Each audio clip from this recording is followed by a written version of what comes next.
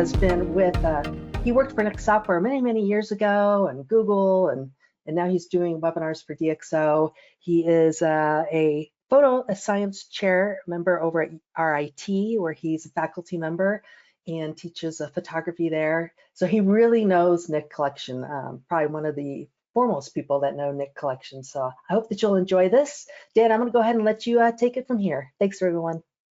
Thank you, Lori. That was a very nice introduction. I dabble in the Nik Collection. Yeah, I've been playing with the Nik Collection since 2009 and pretty seriously since 2009. So yeah, that's why I'm here to talk to you about creating vintage fine art photo effects for nature photographs. And actually, this is what we're going to talk about today. So we are going to discuss using Color Efex, Analog Efex in Silver Efex Pro, how to achieve some of the analog/vintage kinds of effects using the Nik Collection.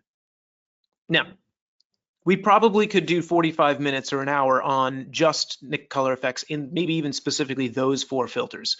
We're not going to have to sit through that.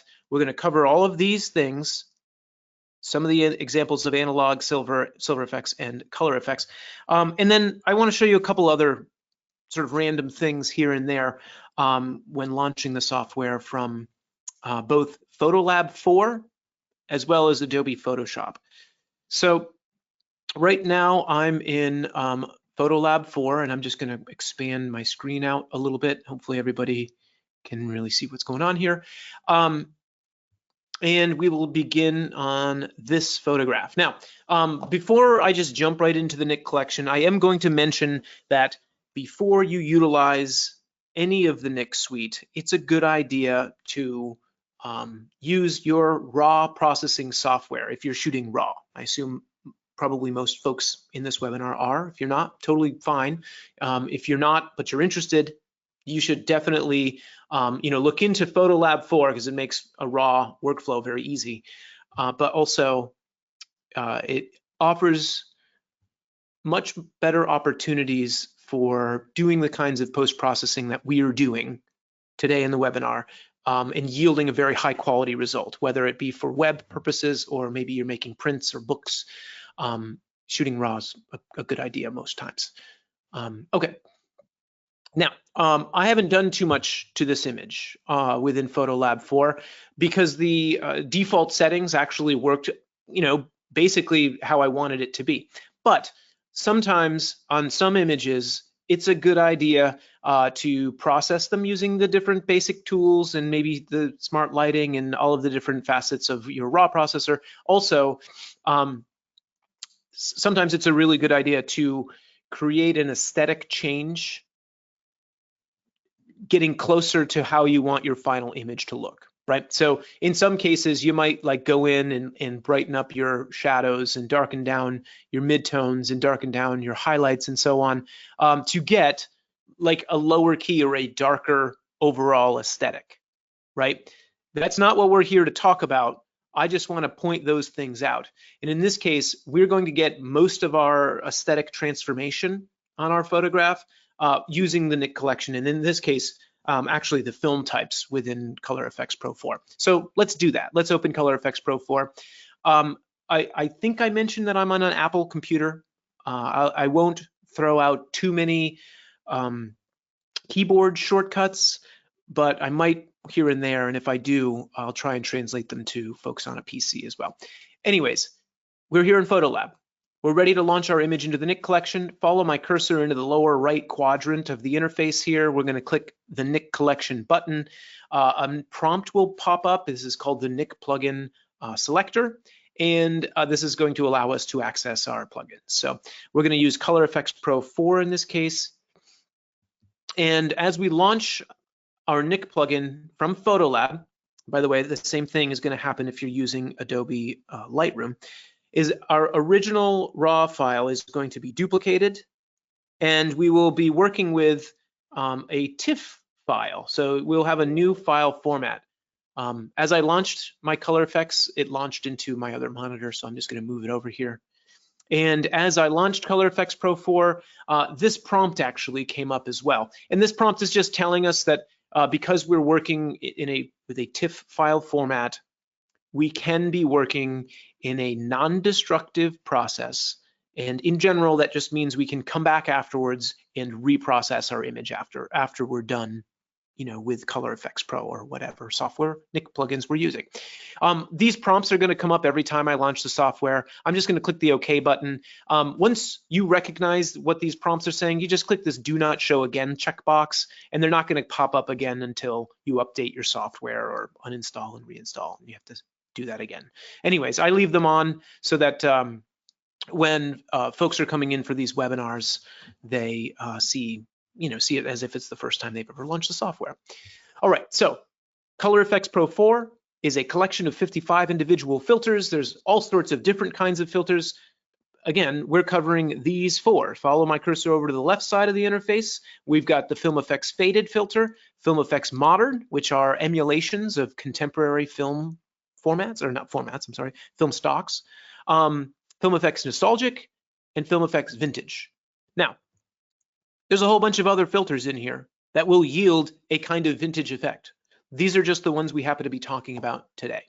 So let's start in kind of reverse order. We're going to click on the Efex Vintage filter.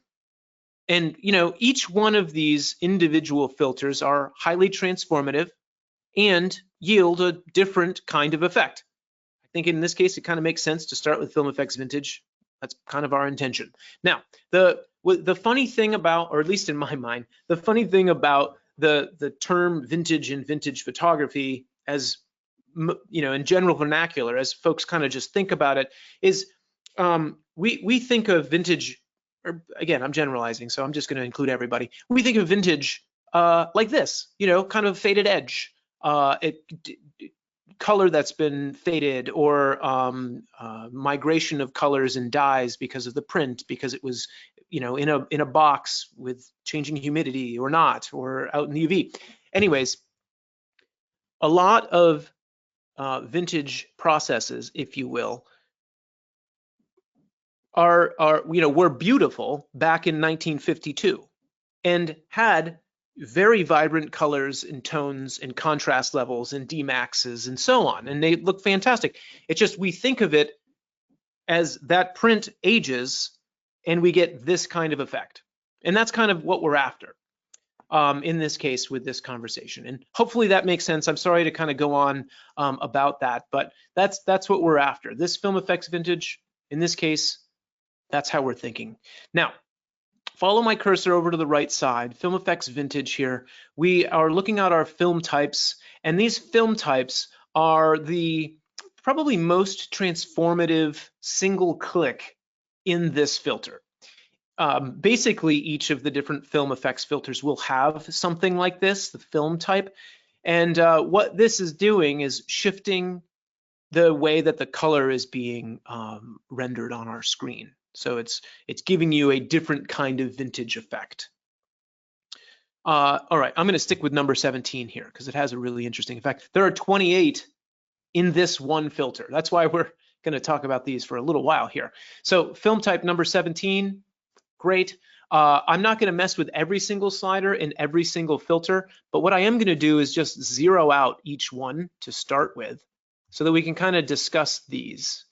So if I take my film strength slider, this final slider, down to 0, with the Film Efex Vintage filter, if I turn it on and off, there isn't really any change between the filter on or off right now because we've zeroed everything out. Saturation adjustment, 0. Warmth adjustment, 0. Vintage or vignette, 0, and so on. If you take your sliders to the right, you're going to get more of whatever the effect is. And in this case, the film strength, sometimes you might say, okay, you know what? I like film type number 17. I love this vintage effect, but maybe I want it to be more subtle. Well, don't leave it at its default, which is 80%. Take that slider down to 40% or 30. And now we have a shift in color, which kind of yields an interesting effect that's not completely transformative. And we might be happy with that, right? And in fact, personally, I actually use the vintage filter quite a bit, and I use it in a relatively subtle way, oftentimes by zeroing these things out and just bringing the film strength down. Now, if we wanted a more transformative kind of effect, we might go in and add grain. So your grain per pixel slider is going to increase the grain within the image. If we zoom into 100%, we can get a better sense of that. So we'll just zoom into the waterfall here. I'll take my grain per pixel slider to the left and you'll see grain added in. Yeah, brightness. All right. Oh, by the way, I'm gonna hit the space bar on my keyboard. That's gonna zoom back out to our sort of fit to screen view. The brightness slider, if you bring it to the left, it darkens the image. Bring it to the right, it brightens the image.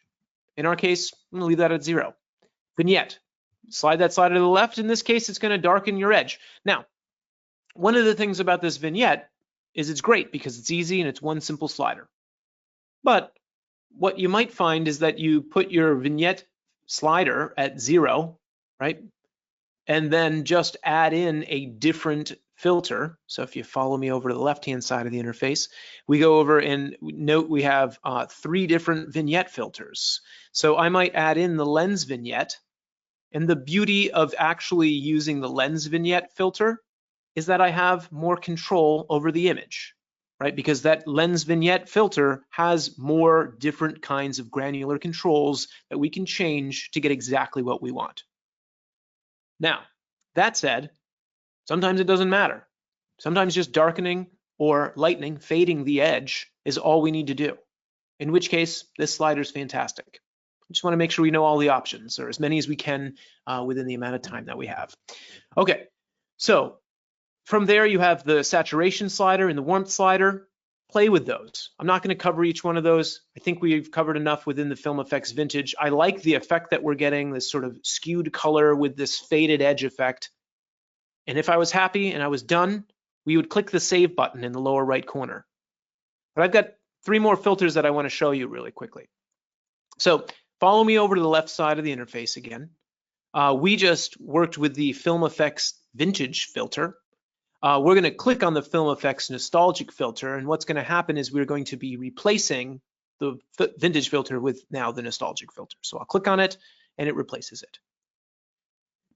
Before we move over into the sliders and just kind of talk about the differences between Vintage and Nostalgic in this case, the other thing that I want to show you over on the left side of the interface, and some folks probably already know about this, but there's a little icon that looks like a stack of prints to the right of this label, right? So Film Efex Nostalgic, we scroll over here, there's a little stack. If we click on that stack, these are basically presets for this filter, right? So soft purple is the default for this one. If I click on warm contrasts or soft warm contrasts or warm turquoise, you know, we're gonna get these different kinds of visual presets. We got there, well, I'm gonna click the back button, by the way, in the upper left corner here. Again, we got there by clicking on the little stack of prints to the right of the label. Every filter within the Nik Color Efex Pro software has a set of these kinds of presets. And this is nice because it allows you to get a sense of what the filter can do, you know, a wide variation of what it can look like without you actually having to do any of the stuff over here and experiment too awful much on the right. It's another way to see the potential of the filter and potentially your image. All right, so film type, right? I'm not going to go through all of these, but in the Film Efex Nostalgic, we have 10 different film types. And really, the difference is the kind of overall aesthetic transformation. Some folks maybe only will use the Film Efex Nostalgic and will never touch Film Efex Vintage, and so on, right? So it's purely subjective, and these are just different ways of kind of creating this nostalgic kind of feel. All right. So film strength, same, grain per pixel, vignette. The 2 differences between Vintage and Film Efex Nostalgic are these 2 sliders on the right side, the glow slider and the perceptual saturation slider. Perceptual saturation allows you to increase the vibrancy of color, and it's doing this in a kind of selective way. Right, so a standard saturation slider is going to increase the volume, the vibrancy of the color overall, right? As a standard saturation, slide that slider to the right, you're turning up the color. Perceptual saturation does that same thing, but it does it in a way, basically looking at the individual objects and areas in the image and looking at those colors, and then it increases saturation based upon those areas and colors, right? And there's a more specific definition of exactly what perceptual saturation is doing on the website, on the DxO Nik Software website. But the easiest way to kind of see what, or figure out what it's doing is just look, bring the perceptual saturation slider to the right, and it does have a really interesting effect. It obviously, you probably aren't going to bring it over to 100 most times. Although I bet you, if you're going to make a print like this, we need to do some other massaging. But if you're going to do a print like this on aluminum or with plexiglass in front of a shiny print, adding some of that perceptual saturation probably will look pretty darn good. Yeah, glow. So this slider, cool. It's a glow slider. What it does is it increases it decreases edge contrast, right? It basically looks at the areas within the image and it creates a glowing effect by lightening highlights, kind of darkening down some shadow areas, but it kind of softens the edges of things. So it's kind of like a blurring effect, but it's not exactly blur, so it's called glow. Awesome. Film effects nostalgic. Let's move back over to the left-hand side. I'm actually going to finish this part of our presentation with the modern, Film Effects Modern, because the Film Effects Modern, while they will yield a nostalgic effect, are based upon contemporary or primarily contemporary film stocks. So let's jump from Film Effects Nostalgic to Film Effects Faded. So we'll click on that, and you get kind of what you expect when you click on the faded filter. Now, a lot of these filters are highly transformative, right? And this can be really great in a lot of situations. Of course, we could go and look at the presets, right? So if I click on the Film Effects stack of prints there, you've got 5 different sort of visual presets that we can go through. So that's really nice. And of course, another little trick here, this is one of the little random things that I want to mention.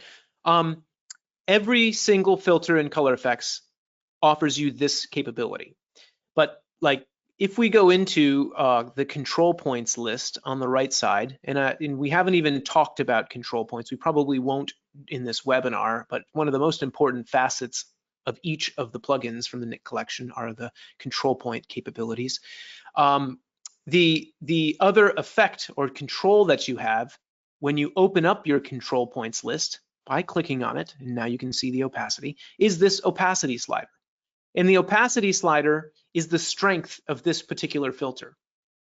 So at 100%, you're going to get the entire application of that filter, right?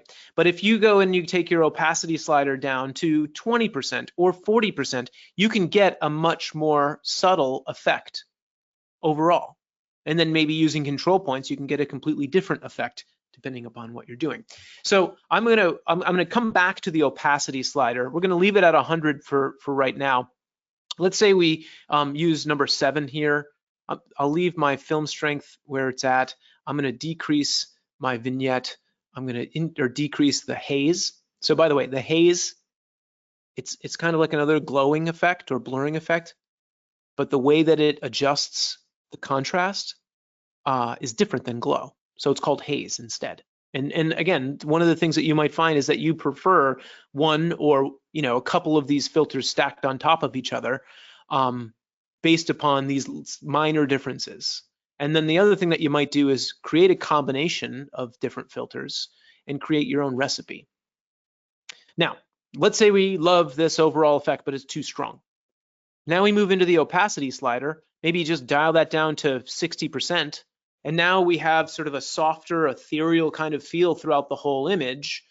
And we might then go in and add another filter. So we click the Add Filter button. Yeah, you know what? Let's keep that faded filter.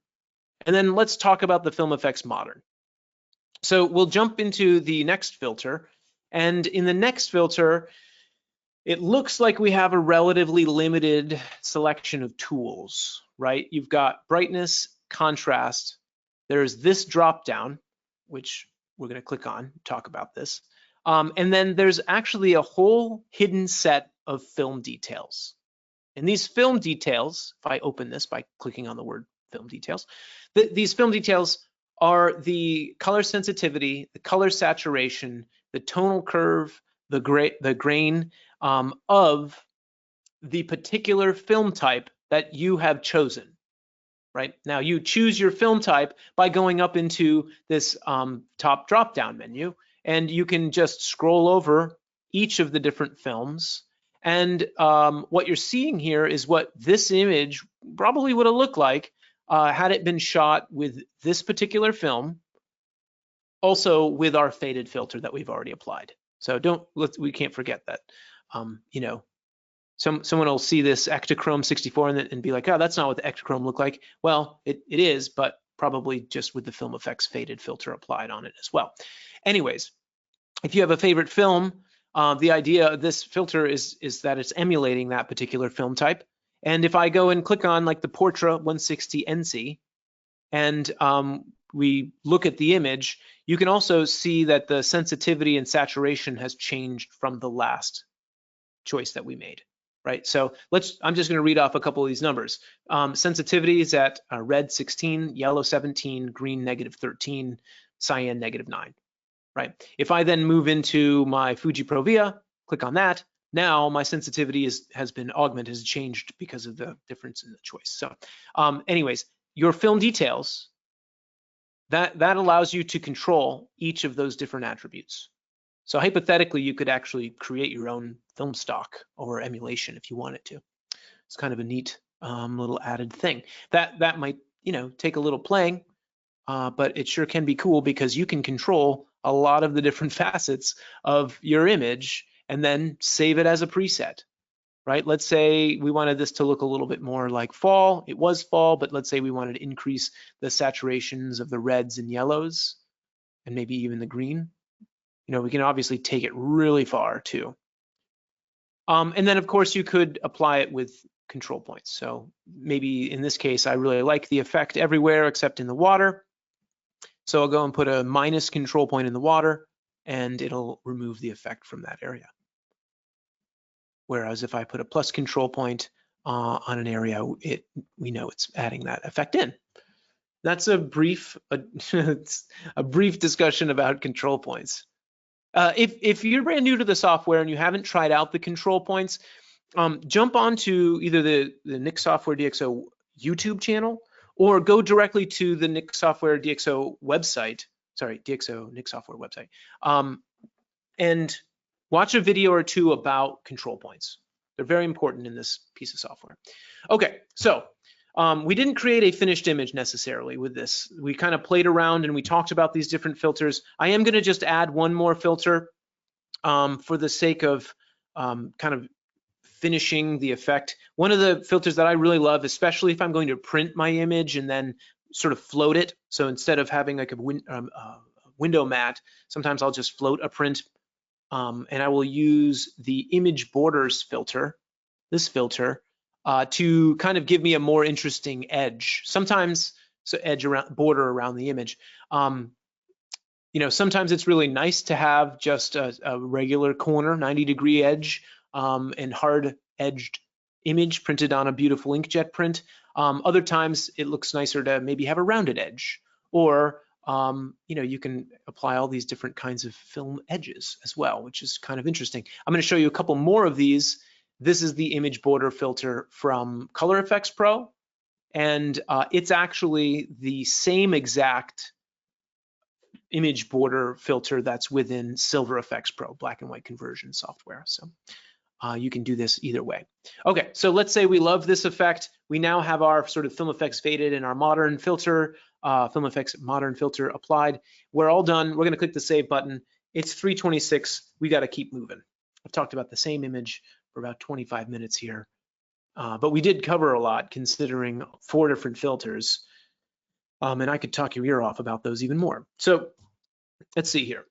We're back here in Photolab, and within Photolab we have our raw file, and next to our raw file we have our enhanced image, our the one that we've adjusted with Film Effects, and it does have a vintage effect. I think I definitely overclocked the oranges in that image, but maybe some sort of faded print could have faded that way, where the blues and cyans faded a lot more than the warmer colors because of the degradation of the layers of emulsion or something. Yeah, okay. So we want to talk about Analog Efex Pro, and I always have trouble choosing which image we're going to talk about. Let's do this one.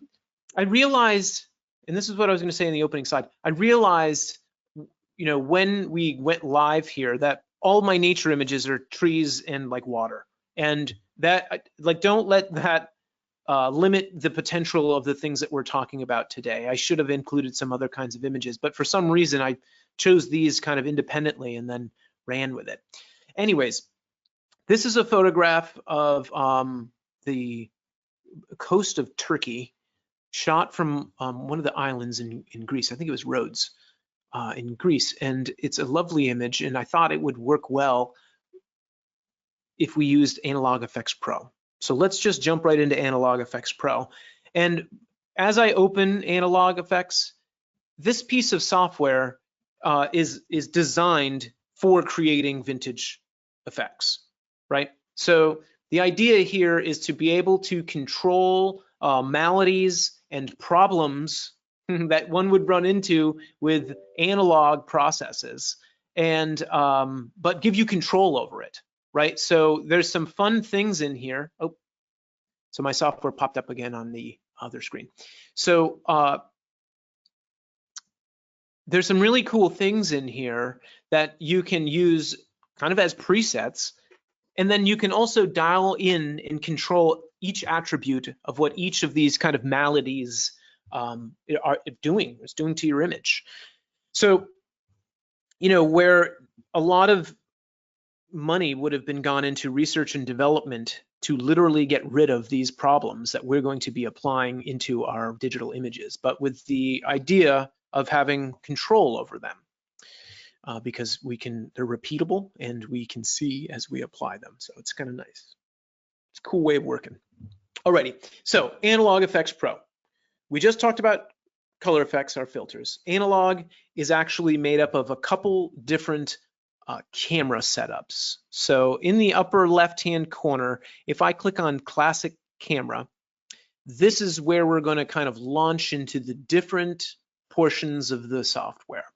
Right now, we're in the Classic Camera tool combination. It's called a camera, Classic Camera. And the Classic Camera uses these filters, basically. Basic adjustments, dirt and scratches, lens vignette, and film type.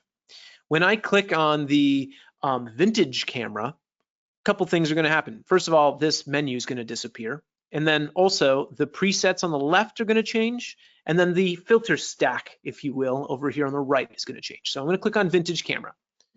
So as I do that, I was actually wrong. They're the same ones, same filters. But as I do that and I click on my vintage camera number 1 and actually apply one of these vintage effects, now we have all of these other film types. I'm sorry, all of these other filters in our filter stack, because I actually clicked on, we're actually applying one of these presets.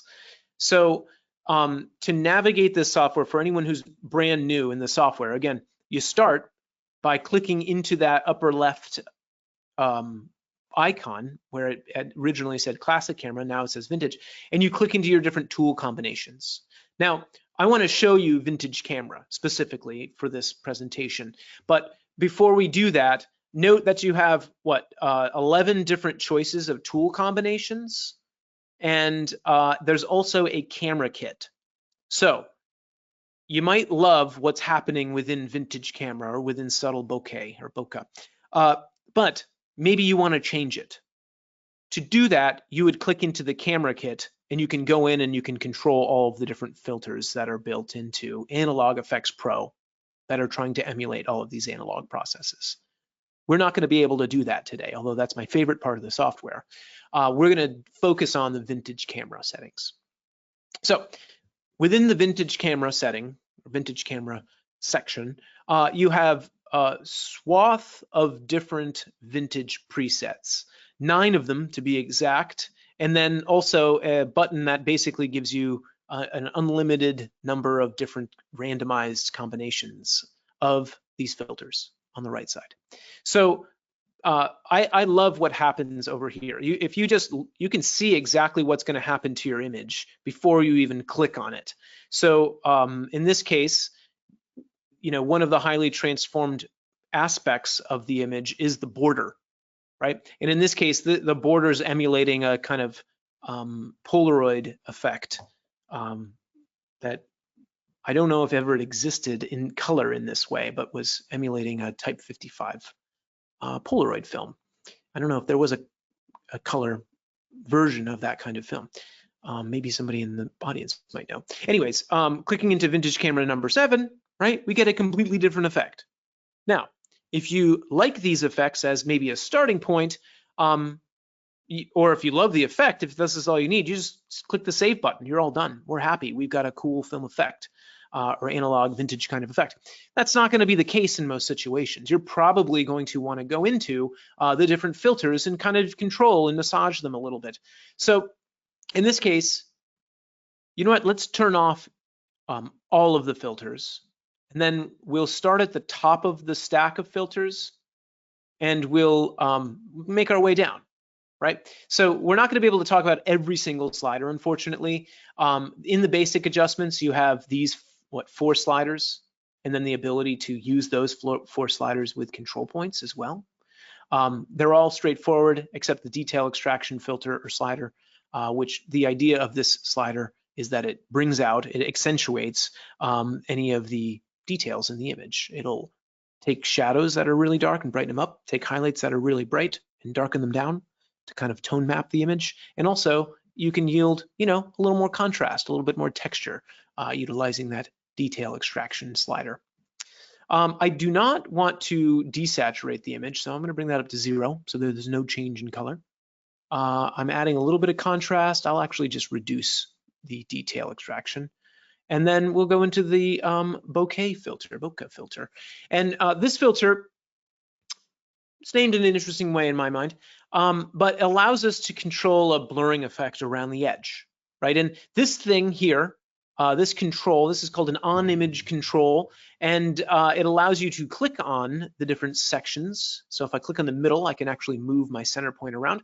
If I click on one of the outer points here, I can actually drag them, and we can reshape our blurring effect, right? Now, outside of that initial shaped blurring effect, we have another little circle as well. And I implore you to try these things out, because it probably, no matter how much I talk about it, it will be much better explained in your own mind by going in and playing with it a little bit. It's not, you can't hurt the image, but long story short, the center of the bokeh filter is going to be where it's sharp, and then there's a gradient from the edge here out, and the further out it gets, more blurred, right? So everything in the middle is sharp. Right at the edge is relatively sharp because based upon the image, and then there's that gradient to blur, right? Now, initially, this was kind of set in the middle. This was a relatively big effect, and what this does, like when you can't see that outer circle part, is it sort of just subtly blurs the edge and corners for you. It's a nice way of working. And then you can move over to the right-hand side of the interface, and you have your blur strength and your boost highlights adjustment as well. So if you wanted to increase the highlights that were being affected by the blur, you can do that. There isn't going to be any change right now because all of our highlights are inside the unaffected area.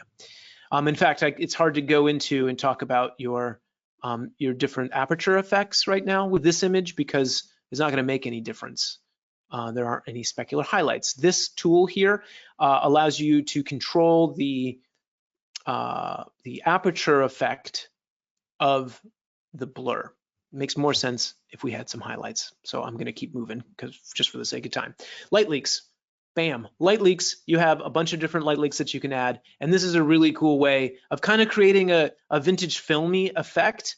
And basically you click on your different film types, and then they also have an on-image control, right? So one of the major problems with flare or light leaks that might occur because of the camera that you're using maybe having a problem, is that it's a problem and it's kind of random. It depends upon the situation, how much and where this kind of flare effect is added.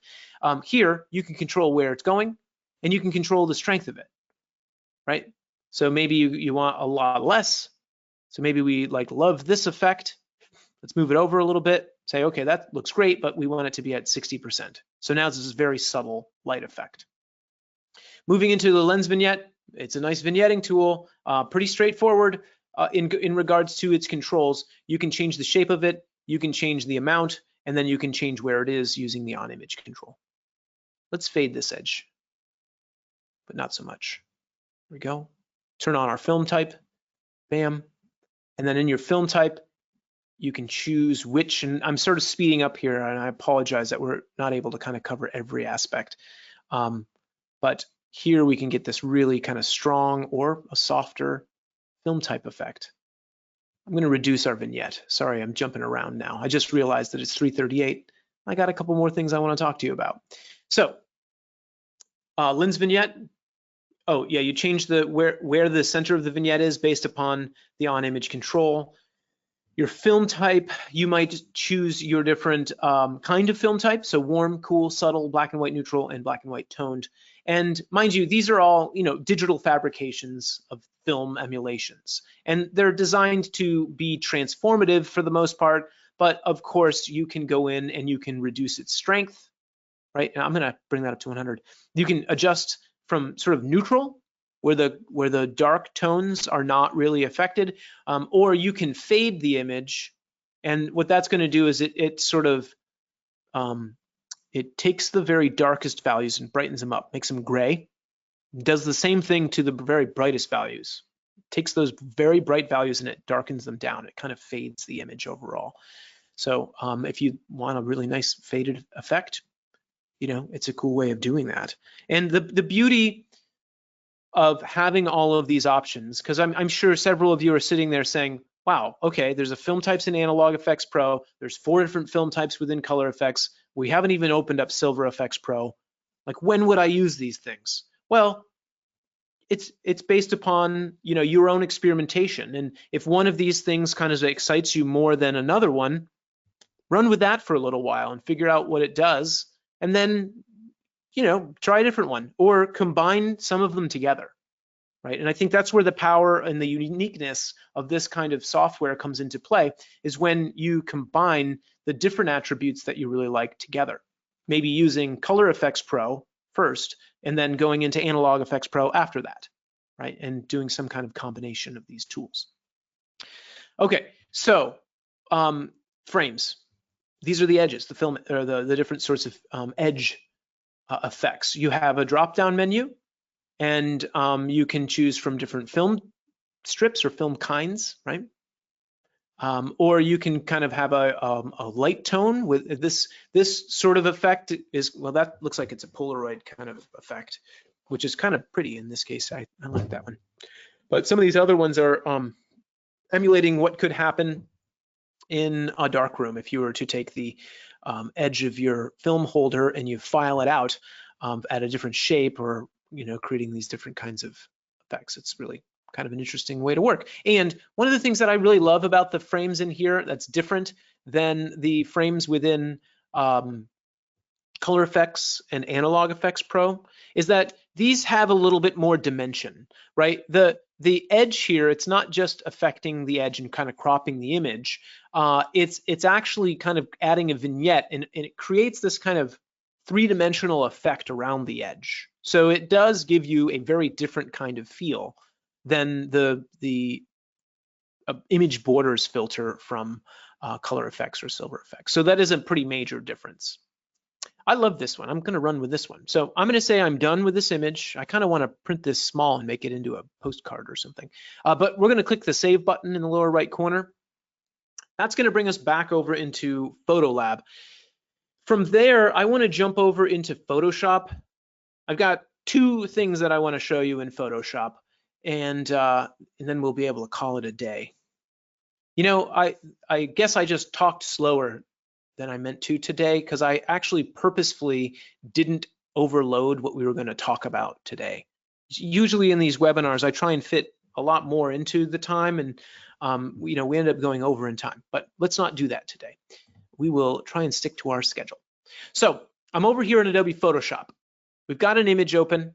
It's already been processed through Adobe Camera Raw, And the first thing that I want to talk to you about are these meta presets. It's one of the brand new things within the Nik Collection 4, the newest version. Well, yeah, the newest version here. Anyways, they are the meta presets. And what these meta presets are presets that are a combination of different Nik plugins. So this preset, Adoxical, uses HDR Efex Pro and Silver Efex. And I know that because these little icons indicate that. So if you scroll up a little bit, you know, this icon is HDR Efex Pro 2, this icon is Silver Efex. It's probably hard to translate that in the webinar because my screen might be compressed or it might not render really well. But if you look at your Nik Selective Tool, the way that you access the Nik Collection within Photoshop, you'll see these little filter or software combinations. And they're a really cool way to get an interesting one-click effect. And these are all really fun. Now, when I play with these and use them, in Photoshop here, I tend to duplicate my background first. So in Photoshop, we are dealing with layers, which offers and yields layers, layer effects, layer masks, blending modes, all of these different kinds of controls that you have within Photoshop. So this can be nice, especially when working with presets. So I'm going to hit Command J on my keyboard because I'm just clicked on my background. What that does is it just duplicates the background into another layer of pixels. And then if I go and click on, let's say like this bottom one, Perceptual, this is going to play this preset for us. So I click once, and I know it just looks like we're looking at a blank screen, but actually there's work being done. Color Efex Pro is applying some filters right now. And then after Color Efex Pro applies those particular filters, Silver Efex Pro will apply a preset. So here you saw the loading. This is Silver Efex Pro actually processing the image. So in a second, the image is just going to have the filter applied to it. There we go, right? And so what this is that one click to create that effect. So it goes from here to there, right? And so that can be very cool. And one of the most interesting facets of that in my mind is that we're here in Photoshop, and if we duplicate that background layer, we can very easily play with opacity, right? Or we can change the blending mode, or we can control the image however we might want to here in Photoshop, depending upon your experience. And you can get some really interesting, wonderful effects by clicking once to utilize these presets, the meta presets specifically. All right, let's jump over here. So in this case, this is an image where if you follow my cursor, I'm going to just call my layers right out. My layers palette here, I have a background, right? This is the original image, which technically it's the original image plus 100 extra pixels around the edge. So a little trick that I'll use if I know I want to use an image border, but I don't want to crop off any of my images, I'll just add 100 or 150 extra pixels on the edge. You do that with canvas size in Photoshop. So we'll use Analog Efex Pro, and then we will use Color Efex Pro, and we can create this interesting combination of these two different pieces of software very quickly. So Analog Efex. I've deleted those layers, by the way. That's what I just did. We're here in Photoshop. I'm going to move into my Nik Selective Tool, click on Analog Efex Pro, and we're actually going to use one of the En Vogue presets that's built into Analog Efex Pro to create the effect that we want overall, which will emulate a kind of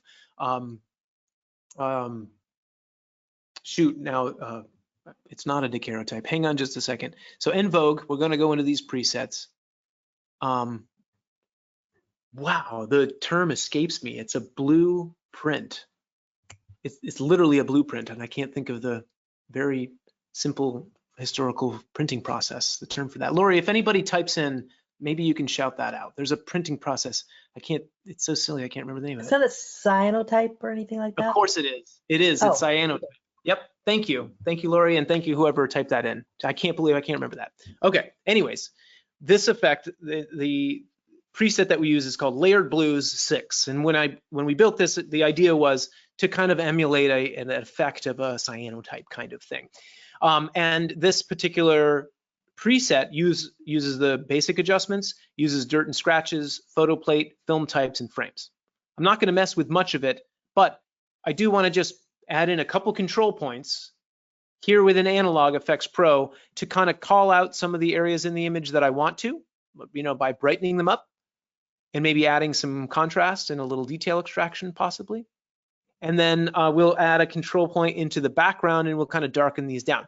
Now, oftentimes you might do this part of the process within Viveza or possibly within your raw processing software. This is, sculpting, otherwise known as maybe dodging and burning. And you can do that, way ahead of time before you even open up into Analog Efex Pro. And I mentioned that because Analog Efex Pro has this ability, right? We can go and kind of darken those tones down, but you just have a lot more control when dodging and burning using Viveza or using the control points within Photolab 4.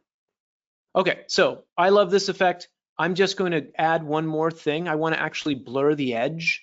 So here's how we can add a custom filter to one of these presets, right? Because this preset uses these filters on the right side.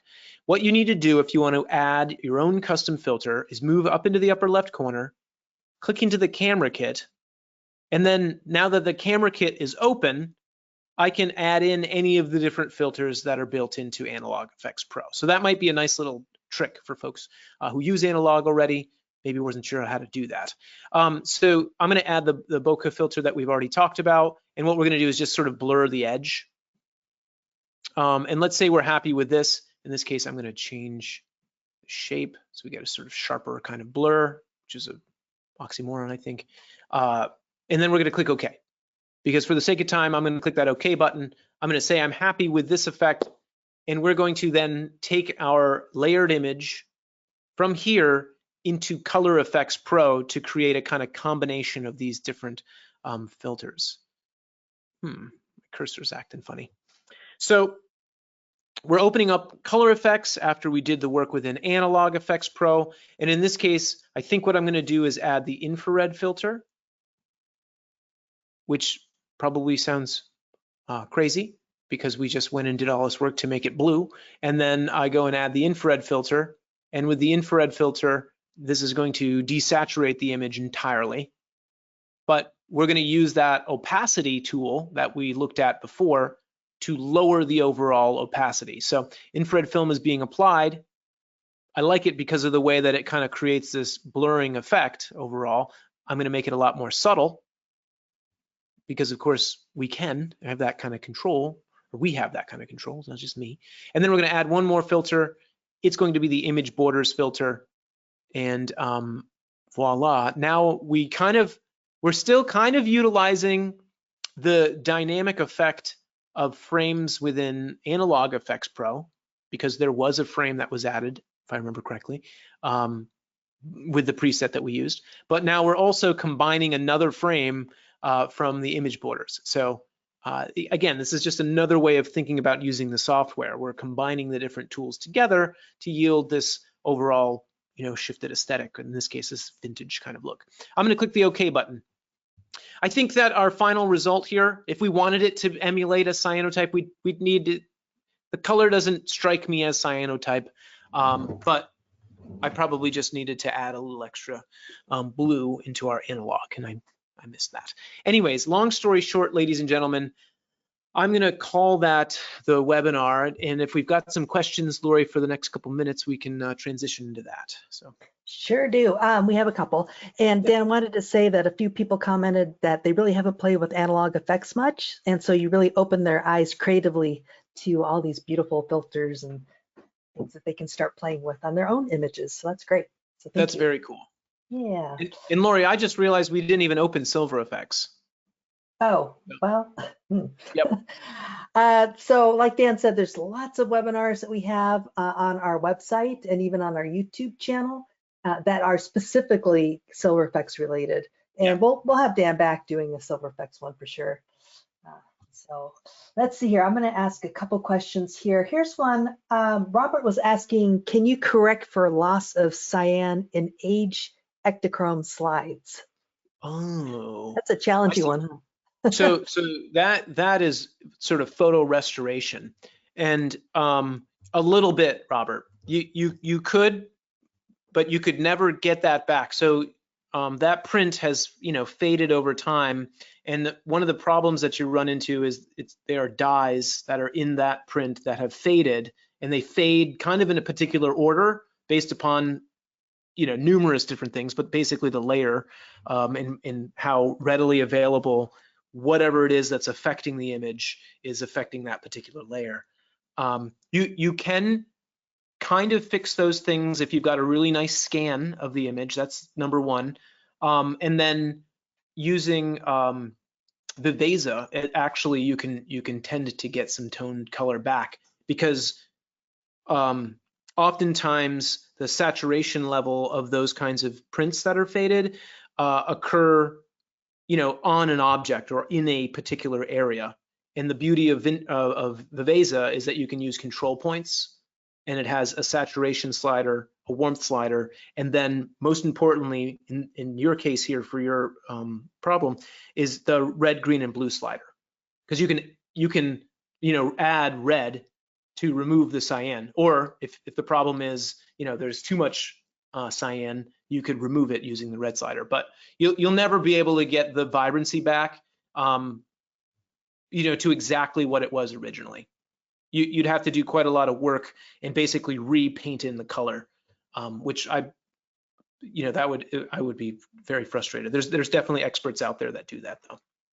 Hopefully that helps. Great. How do you bring up the selective tool if you don't see it in Photoshop?